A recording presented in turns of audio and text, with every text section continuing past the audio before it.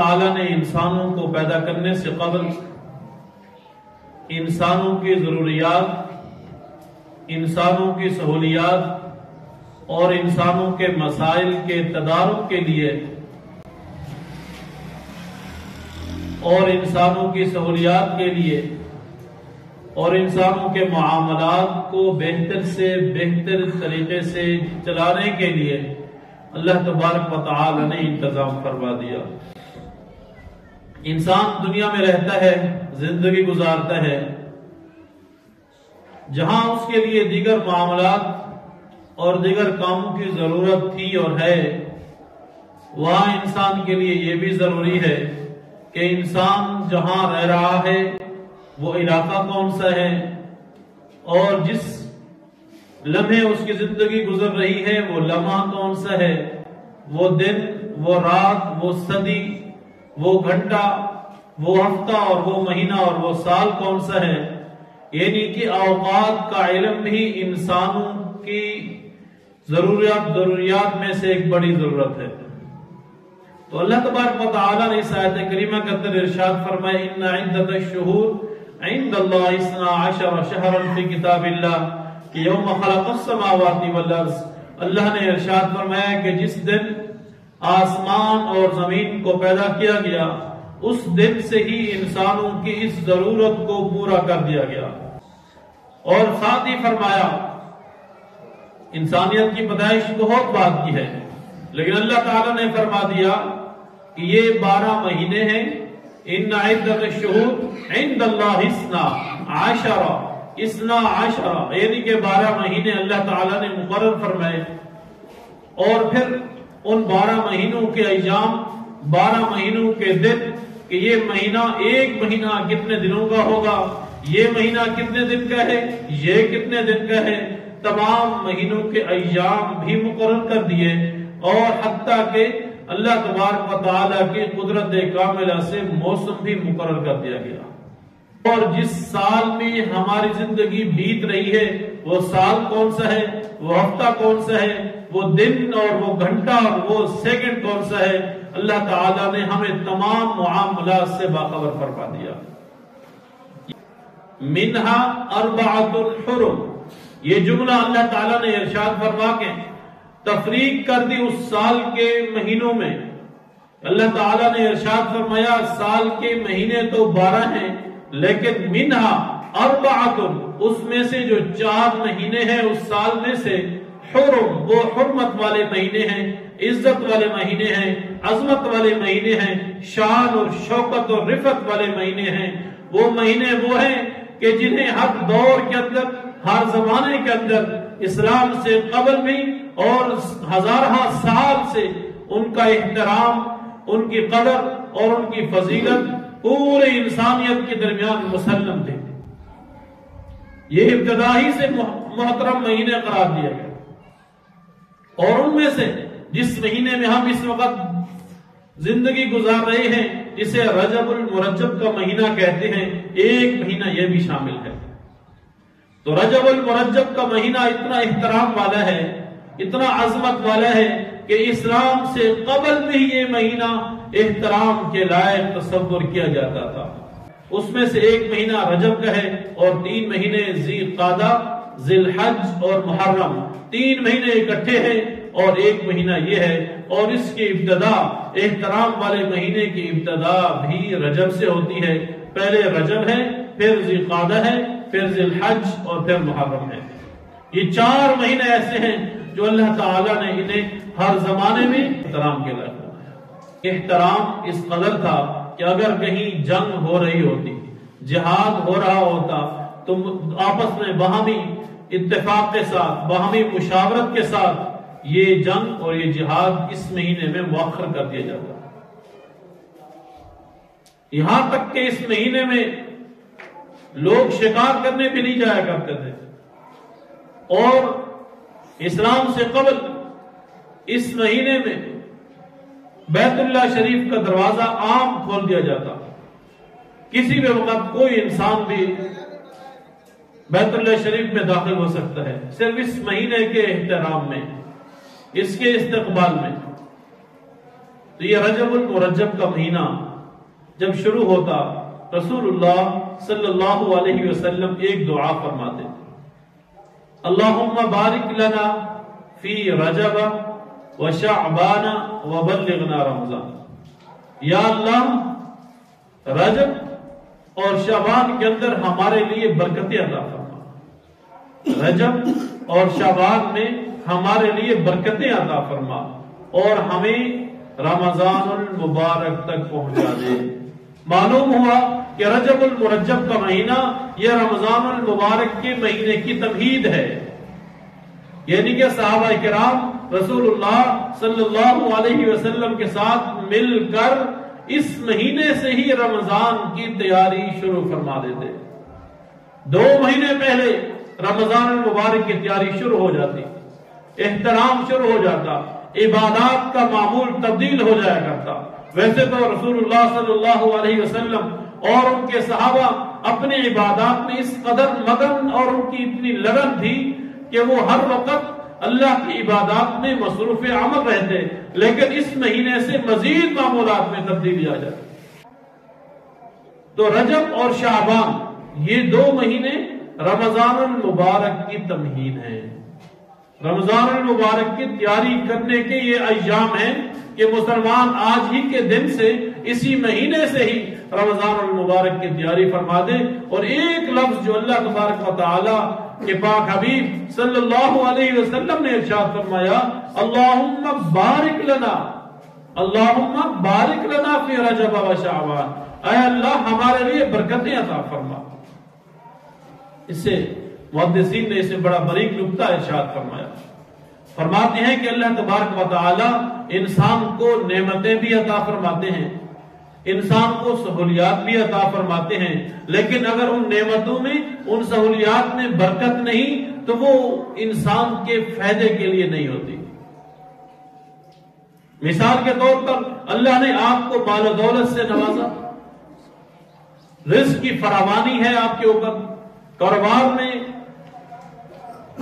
اور آپ کے کام میں ترقیاں ہی ترقیاں ہیں، مگر اس کاروبار سے، اس رقم سے، ان پیسوں سے آپ کی زندگی میں سکون نہیں ہے تو معلوم ہوا کہ اس میں برکت نہیں ہے۔ اللہ نے اولاد سے نوازا، بے اولادی یہ بہت بڑی مشقت والی بات ہے، اور جب اللہ اسے بے اولاد سے اولاد کر دیتا ہے، صاحب اولاد بنا دیتا ہے، تو یہ اللہ تعالیٰ کے بڑے انعامات میں سے انعام ہے کہ اللہ تعالیٰ نے اسے اولاد کی نعمت سے مالا مال فرما دیا، اور پھر اس میں سے بچے بھی دیے، بچیاں بھی دی، سب عطا فرما دیا، مگر اس کی اولاد ہونے کے باوجود بھی اسے زندگی میں سکون نہیں ہے، تو معلوم ہوا کہ اولاد میں برکت نہیں ہے۔ اور اسی طرح اللہ نے آپ کو ایک وقت ایسا بھی تھا کہ آپ کے پاس رہنے کے لیے گھر نہ تھا، آپ کے پاس سر چھپانے کے لیے کوئی جگہ نہ تھی، اللہ نے آپ کو اس بے بسی کے عالم سے نکال کر اللہ نے آپ کو گھر عطا فرما دیا، اچھا مکان عطا کر دیا، اچھا گھر، اچھی کوٹھی، اچھا بنگلہ عطا فرما دیا، رہنے کے لیے اچھا بستر عطا کر دیا، اور بیٹھنے کے لیے اچھی کرسی اور اچھا صوفہ عطا فرما دیا، لیکن ان سب کچھ کے ملنے کے باوجود بھی زندگی میں سکون نہیں ہے، تو معلوم ہوا کہ ان چیزوں میں برکت نہیں ہے۔ تو نعمت کا مل جانا کمال نہیں ہے، کسی بڑی نعمت کا مل جانا کمال نہیں ہے، یہ تو اللہ تعالیٰ نے کافروں کو بھی عطا کی ہوئی ہے۔ ہم سے زیادہ دولت، ہم سے اچھے گھر کافروں کے پاس ہیں، ہم سے اچھی گاڑیاں کافروں کے پاس ہیں، مگر ان کی زندگی میں سکون نہیں ہے۔ کیا وجہ؟ کہ ان کے اس رزق میں، ان کے اس اولاد میں، ان کے گھروں میں برکتیں نہیں ہیں۔ تو آپ نے ارشاد فرمایا، اے اللہ رجب اور شعبان میں ہمارے لیے برکتیں عطا فرما۔ اللہ کی برکت ہوگی تو ہم اس مہینے کے اندر، اگلے مہینے کے اندر اللہ کو راضی کرنے کے اسباب پیدا کریں گے۔ اگر ہمارے وقت کے اندر برکت ہی نہ ہو، کتنے لوگ ہیں جو نماز تہجد کے وقت بیدار ہوتے ہیں یا ہو جاتے ہیں،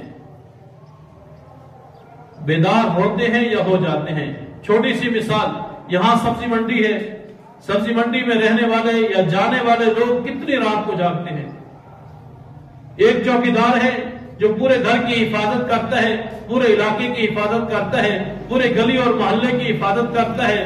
اس کی ذمہ داری میں شامل ہے ساری رات جاگنا. اور جب تہجد کا وقت ہوتا ہے، نہ جانے وہ کس موج اور مستی میں مصروف عمل ہوتا ہے، اللہ تعالیٰ اس سے تہجد کی نعمت چھین لیتے ہیں. موقع ہوتا ہے پڑھنے کا، اللہ سے معافی مانگنے کا، اللہ سے قریب ہونے کا موقع ہوتا ہے، لیکن اسے اللہ نصیب نہیں فرماتے. معلوم ہوا کہ اللہ نے اس کے وقت سے برکت چھین لی ہے. وقت ہے، سب کچھ میسر ہے، اب نماز کا وقت قریب ہے. کتنے لوگ ہوں گے جو گھروں میں بیٹھے ہوں، کتنے لوگ ہوں گے سو رہے ہوں گے، کتنے ہوں گے جو اپنے موج مستی میں مصروف ہوں گے. انہیں احساس تک نہیں ہوگا کہ آج جمعے کا دن ہے، میں نے نماز کے لیے، جمعے کی نماز کے لیے مسجد کا رخ کرنا ہے. کیوں؟ اسے اللہ نے وقت کی نعمت تو عطا فرمائی، اللہ نے اسے زندگی کی نعمت تو عطا فرمائی، اللہ نے اس کو صحت والی زندگی اور نعمت تو عطا فرمائی، مگر ان نعمتوں سے اللہ نے برکتیں اٹھا لی. تو اللہ تعالی ہمیں جو بھی نعمت عطا فرمائے، اللہ ان نعمتوں میں برکتیں عطا فرمائے. برکت والا 1 روپیہ بھی 1 لاکھ پر حاوی ہے. سکون کی زندگی اور بے سکونی کی زندگی میں بہت بڑا فرق ہے.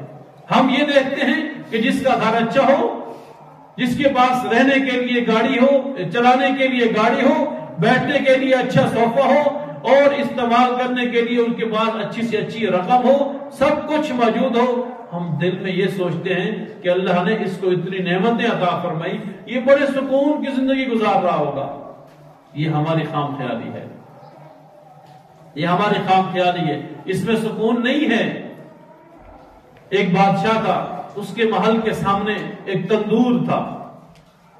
بادشاہ اپنی کھڑکی سے دیکھتا کہ رات کا وقت جب تندور والا تندور بند کر کے گھر کی طرف چلا جاتا تو اس میں کچھ لکڑیاں، آپ جانتے ہیں تندور کافی دیر تک گرم رہتا ہے، تو وہ ایک بیچارہ غریب آدمی آتا اور اس تندور کے ایک کنارے لیٹ جاتا. تھوڑی دیر وہ جاگتا رہتا، اتنی ہی دیر میں اس کو نیند بھی آ جاتی اور پھر صبح اٹھ کے اپنے کام کی طرف چل پڑتا. بادشاہ کافی دن دیکھتا رہا. ایک دن وزیر کو کہا اسے بلاؤ، اس سے میں پوچھتا ہوں اس کی زندگی کیسے گزر رہی ہے. جب اسے دربار میں بلایا گیا، اسے پوچھا گیا اے فقیر، تیری زندگی کیسے گزر رہی ہے؟ تیرے پاس تو رہنے کے لیے گھر بھی نہیں، تیرے پاس پہننے کے لیے بستر بھی نہیں، تیرے پاس بچھانے کے لیے کوئی تکیہ نہیں، کوئی گدا نہیں، کچھ بھی نہیں ہے تیرے پاس. اور ہم تو اتنے عالی شان گھر میں رہتے ہیں، ہمیں افسوس ہوتا ہے تیری زندگی کو دیکھ کر، ہمیں دکھ ہوتا ہے کہ اللہ نے تجھے نعمتیں عطا نہیں فرمائی. یہ بتا تیری رات کیسے گزرتی ہے؟ اس فقیر کا جواب سنیے. وہ فقیر کہتا ہے بادشاہ سلامت، رات کا ایک حصہ آپ جیسا گزرتا ہے اور ایک حصہ آپ سے بہتر گزرتا ہے. ایک حصہ آپ جیسا گزرتا ہے اور ایک حصہ آپ سے بہتر گزرتا ہے. وہ بادشاہ سن کر حیران ہو گیا. اللہ کے بندے، نہ تیرا بستر، نہ تیرا سرانہ، نہ تیرا تکیہ، نہ تیرے پاس چادر، نہ کوئی کپڑا، کچھ بھی نہیں، تو کھلے آسمان تلے اس تندور کے کنارے پہ لیٹ جاتا ہے. تیری زندگی مجھ سے کیسے بہتر ہو سکتی ہے؟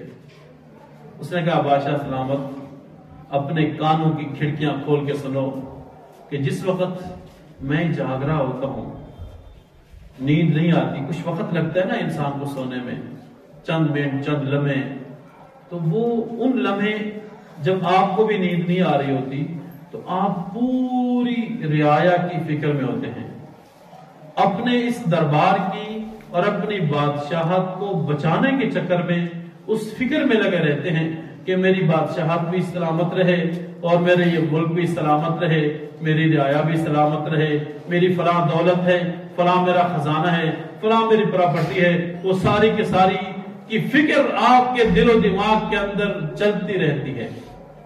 اور میں بے فکر ہو کر اللہ کی یاد میں لگا رہتا ہوں اور نیند کے انتظار میں ہوتا ہوں. یہ وقت میرا آپ سے بہتر ہے. آپ سوچتے رہتے ہیں پریشانی کے عالم میں کہ صبح ہوگی تو میرے وزیر کیسے ہوں گے، میری جائیداد کیسے ہوگی، آپ کی اتنی رقم ہے. میں تو بے سر و سمانے کے عالم میں آتا ہوں، اللہ کا ذکر کرتے رہتا ہوں، اور نیند جب مجھے اپنے آغوش میں لے لیتی ہے، جب دوسرا لمحہ شروع ہوتا ہے تو وہ زندگی میری اور آپ کی برابر ہے. کیونکہ حدیث میں آتا ہے کہ نیند موت کی بہن ہے. کہ جو انسان نیند میں ہوتا ہے، نیند اسے اپنے آغوش میں لے لیتی ہے، تو مردہ انسان ہو یا سویا ہوا انسان ہو، جیسے ہم سونے سے پہلے ایک دعا پڑھتے ہیں، اللہم بسمک اموت پڑھتے ہیں. ہم یہ نہیں کہتے یا اللہ ہم تیرے نام سے سوتے ہیں، نہیں، تیرے نام سے میں مرتا ہوں، واحیا، اور تیرے ہی نام سے زندہ ہوں. معلوم ہوا کہ نیند موت کی بہن ہے. تو کہتے ہیں کہ میری وہ والی زندگی، وہ والا وقت، رات کا وہ والا حصہ آپ کے برابر گزرتا ہے، اور صبح ہوتی ہے میں چل پڑتا ہوں. تو معلوم ہوا کہ برکتیں انسان کی زندگی میں اگر آ جائیں تو تھوڑی ہی چیز میں اللہ تعالیٰ برکتیں اور سکون عطا فرماتے ہیں. اگر برکتیں نہ ہوں، ساری نعمتیں ہونے کے باوجود بھی اللہ تعالیٰ سکون چھین لیتے ہیں. تو فرمایا یا اللہ رجب اور شعبان کے اندر برکتیں عطا فرما اور مجھے رمضان المبارک تک پہنچا دے. رسول اللہ صلی اللہ علیہ وسلم کے بارے میں آتا ہے کہ وہ رجب المرجب کے مہینے میں رمضان کے علاوہ سب سے زیادہ اس مہینے میں روزے رکھا کرتے تھے. معمول تھا روزے رکھنے کا، مستقل طور پر روزے رکھتے، اللہ کی عبادت کرتے. حالانکہ رسول اللہ صلی اللہ علیہ وسلم کی ذات معصوم عن الخطا ہے. اللہ ان سے راضی، اللہ تو ان کے صحابہ سے بھی راضی ہو چکا ہے، تو اس نبی سے راضی کیسے نہیں ہو؟ اس کے باوجود بھی وہ اللہ کے قرب کو پانے کے لیے، اللہ کے ہاں مقام و مرتبے مزید اضافے کے لیے وہ اللہ کی عبادت کرنے میں مصروف رہتے. جہاں یہ مہینہ رجب المرجب کا عبادات کا ہے، دشمن اور شیطان، ایک انسان کا نفس ہے اور ایک انسان کے لیے شیطان ہے. یہ دونوں انسان کے دشمن ہیں. نفس بھی انسان کا دشمن ہے، شیطان بھی انسان کا دشمن ہے، اور جو اللہ کا دشمن ہے وہ بھی انسان کا دشمن ہے.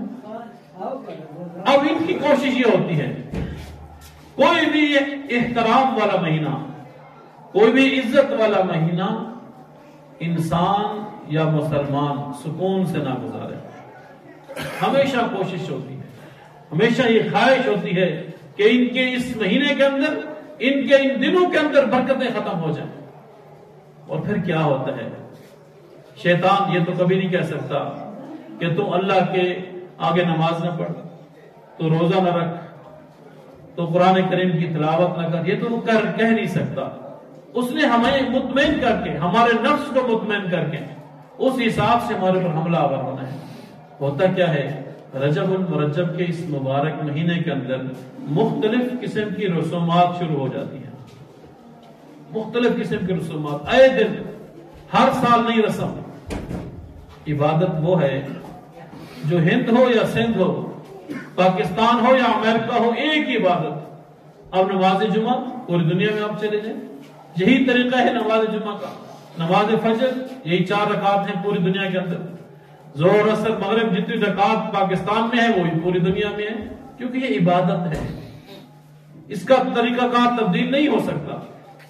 لیکن جو بدعات ہوتی ہیں ہر 6 کلومیٹر کے بعد وہ تبدیل ہو جاتی ہے. ہر علاقے کی، ہر شہر کی، ہر قوم کی اپنی ایک ثقافت ہے، وہ اس بدعت کو اپنی ثقافت کے مطابق ڈھالنے کی کوشش کرتے ہیں. تو رجب المرجب کے مہینے کے اندر بھی ایسی بہت ساری بدعات، تو خاص ایام مقرر کر دیے جاتے ہیں جس میں کچھ کھایا اور پکایا جاتا ہے، کچھ رات کی تاریکی میں کچھ چیزیں بنتی ہیں اور صبح ہونے سے پہلے اسے تقسیم کر دیا جاتا ہے، اور کچھ کھانے ایسے بنتے ہیں جن پہ کچھ دم کر کے، کچھ پڑھ کر محلے داروں میں، اہل علاقہ میں تقسیم کر دیا جاتا ہے. یہ ہر علاقے کے اپنے اپنے رسومات ہیں، اور یہاں بھی یقیناً کوئی ایسی رسم ہوگی، آپ کے محلے میں کوئی اور ہوگی، اس محلے میں کوئی اور ہے، تیسرے محلے میں کچھ اور ہوگی، کیونکہ عبادت تو نہیں ہے نا. تو جو بدعت ہے اس کا اپنا طریقہ ہے. مختلف علاقوں میں مختلف طریقوں سے یہ بدعت ہوتی ہیں. یہ کیوں ہوتی ہیں؟ اس کی بنیادی وجوہات کیا ہیں؟ یہ احترام والا مہینہ، یہ عزتوں اور برکتوں والا مہینہ مسلمان پرسکون اور اللہ کی یاد میں کیوں گزارے ہیں؟ کوئی نہ کوئی ایسی بات بیچ میں ضرور شامل کر لیں کہ انسان اللہ کی عبادت سے، اللہ کے رسول صلی اللہ علیہ وسلم کی اطاعت سے ہٹ کر زندگی گزارنے والا بن جائے۔ لیکن وہ کبھی آپ کو یوں نہیں کہے گا کہ آپ نے نماز چھوڑ دینی ہے، کبھی یوں نہیں کہے گا کہ اللہ کی نافرمانی کرنی ہے۔ بڑے خوبصورت انداز میں، بڑے سلجھے ہوئے انداز میں وہ اللہ کی نافرمانی کی طرف ہمیں رغبت دلانے کی کوشش کریں۔ تو اللہ تعالیٰ سے دعا یہی کرنی ہے کہ اللہ تعالیٰ رجب المرجب کی صحیح معنوں میں ہمیں حفاظت کرنے کی بھی توفیق عطا فرمائے، اس کی فضیلت اور جو اس کے احکامات قرآن و حدیث کی روشنی میں ہیں ان احکامات کی روشنی میں زندگی گزارنے کی توفیق عطا فرمائے۔ دوسرا معاملہ آپ حضرات نے سنا اور دیکھا ابھی 2-3 دن 4 دن پہلے، ایک ملک کے اندر قرآن کریم کی کھلم کھلا توہین کی گئی۔ قرآن کریم کی توہین کرنے والا کوئی عام انسان نہ تھا، وہ بھی ان کی اسمبلی کا ممبر تھا، وہ بھی رات کی تنہائی میں یا رات کی تاریکی میں گھر میں چھپ کر کمرے میں بیٹھ کر نہیں، کھلم کھلا ایک شاہراہ کے اوپر، روڈ کے اوپر اپنی پروٹوکول سکیورٹی کی نگرانی میں قرآن کریم کو چلایا اور اس کی حرمتی کی۔ یہ واقعہ کوئی پہلا واقعہ نہیں ہے۔ قرآن کی بے حرمتی ہو، آقا انعامدار صلی اللہ علیہ وسلم کی شان میں گستاخی ہو یا اسلام کی شان میں گستاخی ہو، یہ پہلا واقعہ نہیں ہے۔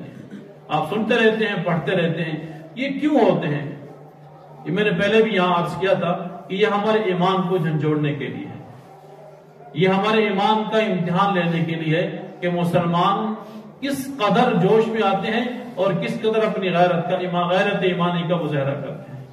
لیکن ایک بات ضرور ہے کہ اللہ تعالیٰ نے مسلمانوں کے دلوں کے اندر جو آقا انعامدار صلی اللہ علیہ وسلم کی محبت رکھی ہے یا قرآن کریم کی محبت رکھی ہے، وہ دنیا کا کوئی بڑا سے بڑا کافر بھی نہ یہ محبت چھین سکتا ہے، نہ آقا انعامدار صلی اللہ علیہ وسلم کی نسبت چھین سکتا ہے۔ بے شک انسان، ہم گناہگار ہیں، بہت سارے نافرمانیاں کر جاتے ہیں، قرآن نہیں بھی پڑھتے، لیکن قرآن کا احترام میرے اور آپ کے دلوں میں موجود ہے۔ جس قدر بھی قرآن ہمیں پڑھنا بھی نہ آئے، اس کے باوجود بھی قرآن کی عزت، قرآن کا احترام آج بھی بچے بچے کے دل میں موجود ہے، یہ تو چھین سکتا ہی نہیں۔ اب ان کا مقابلہ ہم کیسے کریں؟ یہ کیسے مجبور ہو جائے کوئی اور فیصلہ کرنے پر؟ اور یہ قرآن کریم کو ختم کرنے کا منصوبہ آج نہیں، شروع سے چلا آ رہا ہے۔ بیر معونہ آپ نے جنہوں نے عمرہ کیا یا حج کیا، ان کو وہ موقع اور وہ جگہ دیکھنے کا موقع نصیب ہوا ہوگا۔